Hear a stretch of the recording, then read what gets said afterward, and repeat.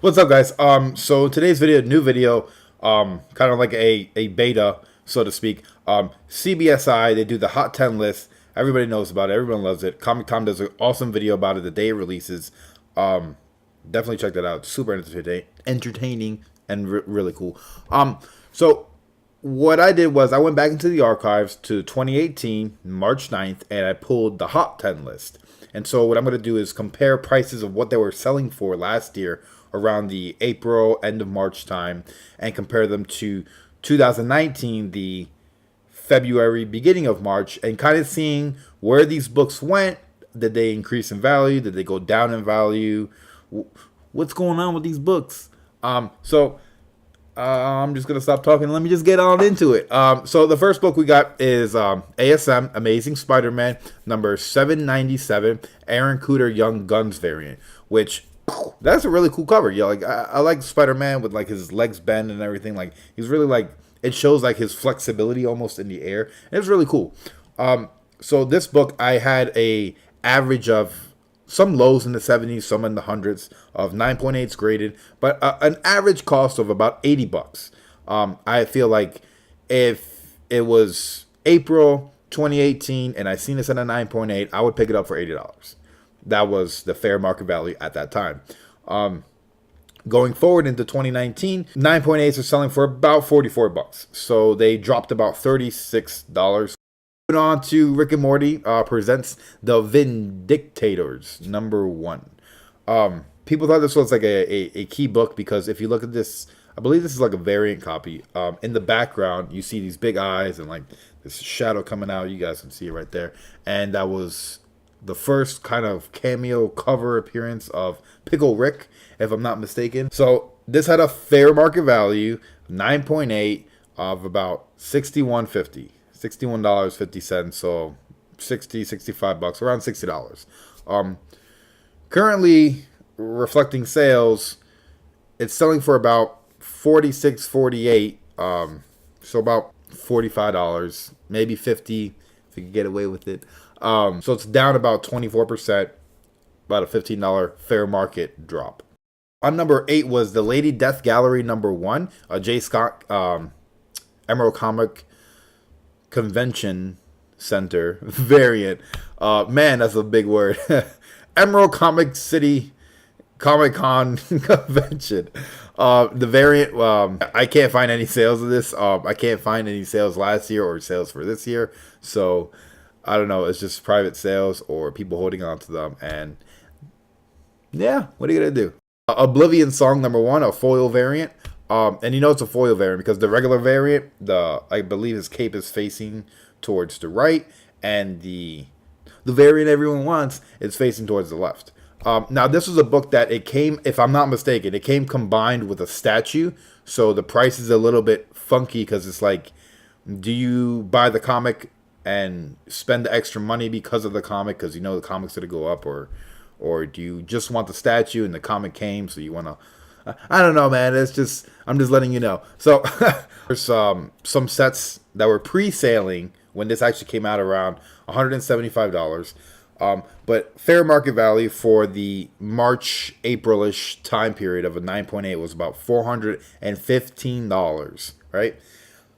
2019, February, March time, 9.8 has a fair market value of about $150, $160. The last reported sale was actually March 2nd for $152, and then the sale before that was February 4th for $175. So if you actually look from April all the way down to March of this year, it's slowly just been knocking off and knocking off and knocking off. I'm not sure if the book is bad, if people just don't want this, if it was just another one of those spec books that people thought were going to blow up and it just didn't go anywhere. Next on the list, we got number 6. I don't even really like this cover that much, and I'm a really big Scotty Young fan. It's the Spider King #1. It's a 1 in 10 Scotty Young variant. This had a market value of about $30, more or less, shipped right after the book came out. So already everybody's like, this book's taking off right now. Like $30 out the gate for a cover price book. That's pretty cool. Okay, so it had a fair market value of about $30 because it was popping off. Scotty Young.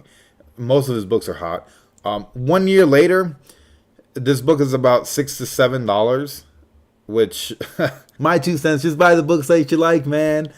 Next one, we got a really cool book. Actually, this is a badass cover. If you guys can see it, man, that's a really cool cover. The Incredible Hulk 180. So yeah, a lot of people can't afford the 181, so goes 180. You know. Yeah, so this book had a market value in the March-April time of about $5,974. Fast forward to 2019, we have an increase of 17.16%, an increase of $1,025, has a current market value of $7,000. Man, that's a pretty cool book, you know? It's doing pretty good for itself. I feel like that goes to show you, you look a lot on this list of a lot of the newer books, the modern age books that they come out, and they got a little steam behind them, and so a lot of people overpay for these books. It's just not worth it because I feel like they don't have that that longevity, like the Scotty Young variant for the Spider King. It was really cool when it came out. Like, man, I really want that book. Look at it from a year's time, that perspective, and it's like that's like a book you'll pull out of like a $5 bin or something.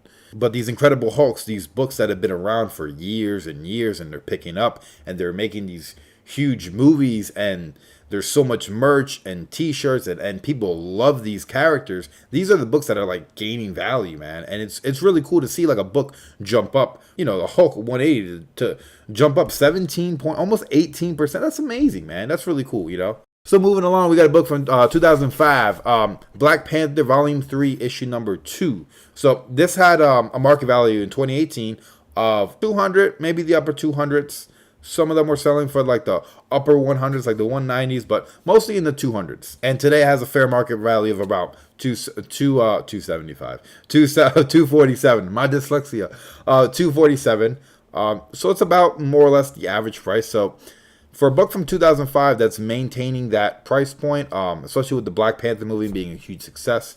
So I hate comparing movies to comics, the value of comics, but I feel like some movies do affect that value. I haven't seen any of the movies, so I gotta jump on that train. What am I missing?